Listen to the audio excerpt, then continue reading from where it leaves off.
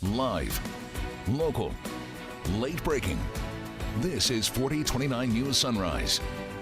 The time is now 8 o'clock on your Sunday morning. I'm Jamie Weiss. It's been less than 24 hours since a gunman opened fire inside of a Pittsburgh synagogue. 4029 has team coverage in Pittsburgh this morning, bringing you the very latest details. We're going to begin this morning with Chris Lovingood from our sister station in Pittsburgh with all the latest information. The press conference is slated for 9 o'clock this morning at the Emergency Operations Center in Pittsburgh's Point Breeze neighborhood just behind me, where investigators are expected to give an update about the mass shooting that happened at the Tree of Life Synagogue in Pittsburgh's Squirrel Hill neighborhood. Now, we're being told that at last check, the suspected gunman, 46-year-old Robert Bowers, is at Allegheny General Hospital, and he has since been charged both from the state as well as from the federal investigators in terms of what happened during the shooting, and all of them are listed right here in lengthy criminal complaints. And according to investigators, Bowers shouted "Death to all Jews" before opening fire in the synagogue. Now, while I read some of the charges he's facing, I want to show you video of an FBI raid on his Baldwin Borough home. Let's start with federal charges. First, the FBI is leading the charge on this investigation because this mass shooting is deemed a hate crime. Among the 29 federal charges here, Bowers is facing 11 federal charges of use of a firearm to commit a murder, 3 counts of use and discharge of a firearm during a crime of violence, and 11 counts of obstruction of exercise of religion resulting in death. We caught up with a neighbor who lived near Bowers, and here's how they describe the suspected shooter. He kept to himself. He would smoke his cigarettes in his car, go for a drive, and then be back at odd hours. TV would be on, but I couldn't really hear. He didn't have a girlfriend or a boyfriend or nobody. And did he talk about being from Pittsburgh, or do you have any idea? I have nothing. I wish I was more neighborly. Maybe I wish I wasn't as neighborly. I don't know. Now, over to state charges, Bowers is looking at 11 counts of criminal homicide, 6 charges of aggravated assault, and at least 13 charges of ethnic intimidation. Again, the press conference is slated this morning at 9, hearing from investigators about the moments that led up to that shooting at the Tree of Life Synagogue in Pittsburgh's Squirrel Hill neighborhood. Back to you. President Trump is planning to visit Pittsburgh, but he has not said when that's going to happen. And here's a timeline of how the events unfolded. Just before 10 a.m. Saturday, the Allegheny County Emergency Operations Center received the first call for an active shooter. Within 1 minute, officers were dispatched to the Tree of Life Synagogue on Wilkins Avenue in Squirrel Hill. Once on scene, law enforcement says Robert Bowers fired at officers before going back into the building. And a SWAT team assembled and entered the synagogue and attempted to help the victims while searching for Bowers. Patrol at the front door. We got to evacuate some of these hostages. Received request for patrol at the front door, evacuating hostages. We have a spent magazine. Looks like to a high-powered AK, middle hallway off the 1-4 corner. The gunfire between Bowers and police lasted for nearly an hour. In total, 4 officers were injured, 2 of them SWAT officers who were shot multiple times. Bowers was shot by police before surrendering to police just after 11 a.m. 7-1, clear the air. We have a surrender in progress.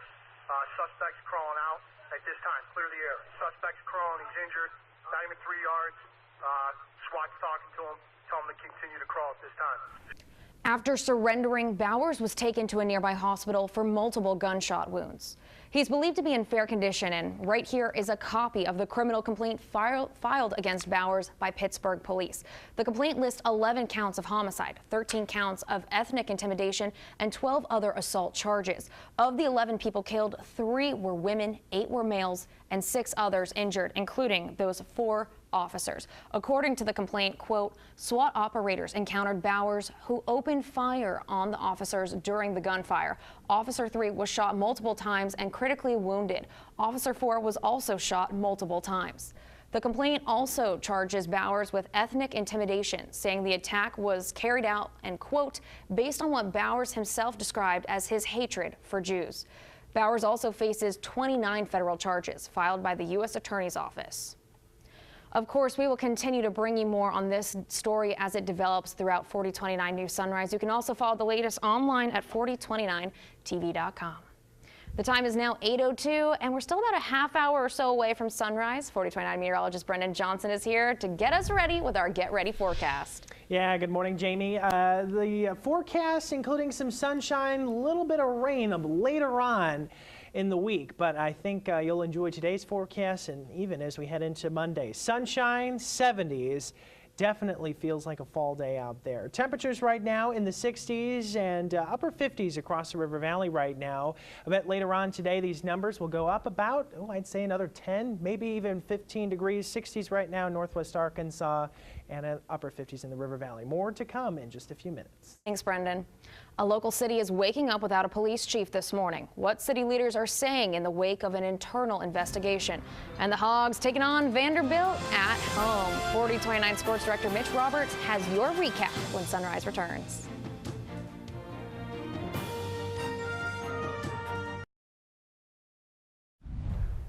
Taking a look at what you missed while you were asleep. Bentonville police issuing an alert for a missing teen. Police tell us 15-year-old Eliana Camacho ran away from Bentonville High School Friday morning.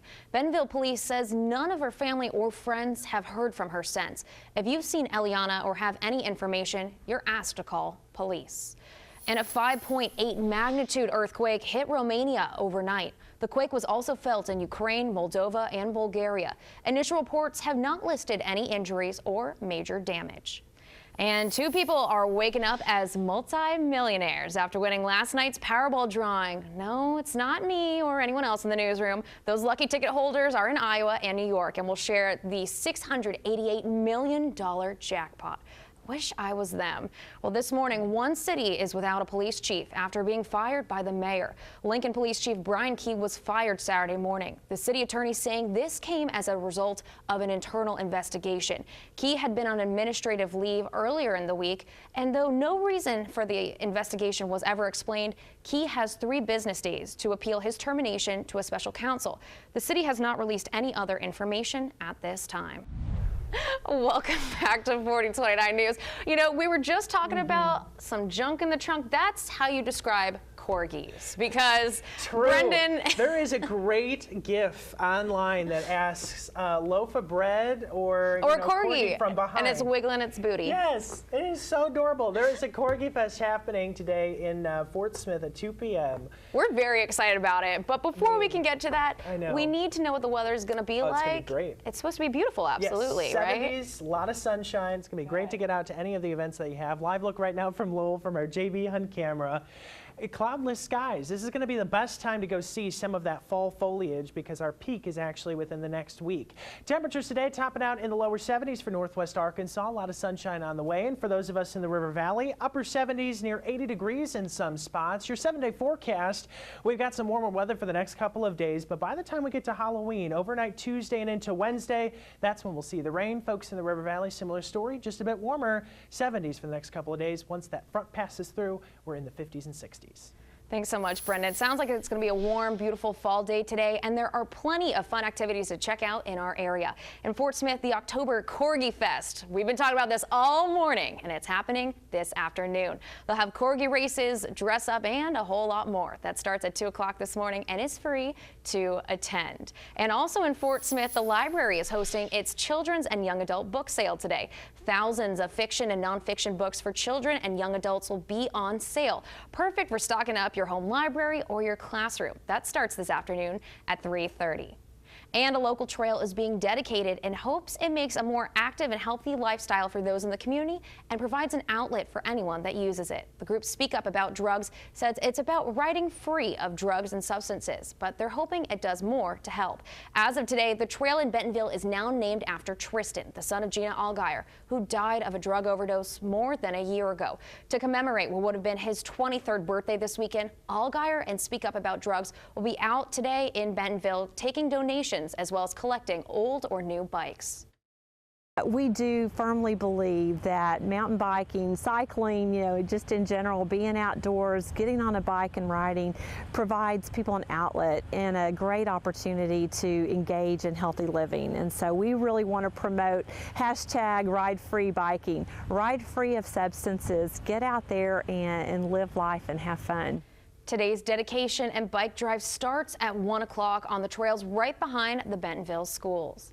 Well, if you're making your way out, it's time to get a check of the roads with 4029's Brendan Johnson. How's it looking out there, Brendan? Yeah, just fine. No issues in terms of traffic right now. We've got clear skies across northwest Arkansas. You might need a little bit of a jacket and maybe some sunglasses as you go out. Northbound and southbound lanes of I-49 this morning in Benton County doing just fine. No issues there on those local roads, or in Washington County, Fulbright or Garland, and no issues in the River Valley. We will keep you updated if there are any changes. Music. In your Commitment 2018 coverage, early voting is underway in Arkansas and in many parts of the country. But some voters in Texas are experiencing major problems at the polls. Election officials say some voters have had their votes for U.S. Senator changed from Democrat Beto O'Rourke to Senator Ted Cruz. Some machines have even erased voters' Cruz decision.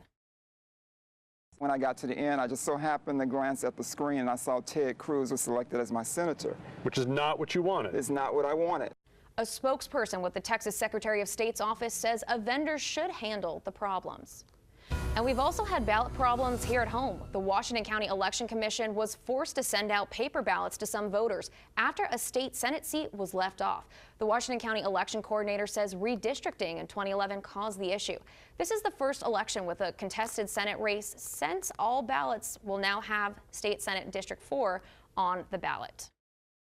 There were 4 other Fayetteville precincts that were in Senate District 2, and so we looked at the map to confirm that they should be in Senate 2, and they were. So this was the only one that was impacted by that mistake back in 2011.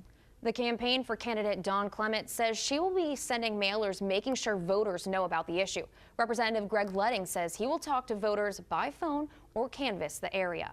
And early voting will reopen tomorrow morning. You can cast your ballot at your local county clerk's office. And some counties also have off-site polling locations as well. And of course, if you need help finding the polling location closest to you, just head over to 4029tv.com. You can use our interactive maps to find the voting site closest to you, as well as find out when they're open. You can also get ready to early vote if you live in Oklahoma. Early voting will open for you on November 1st. And our political coverage continues this morning with Matter of Fact. Here's a look at today's show.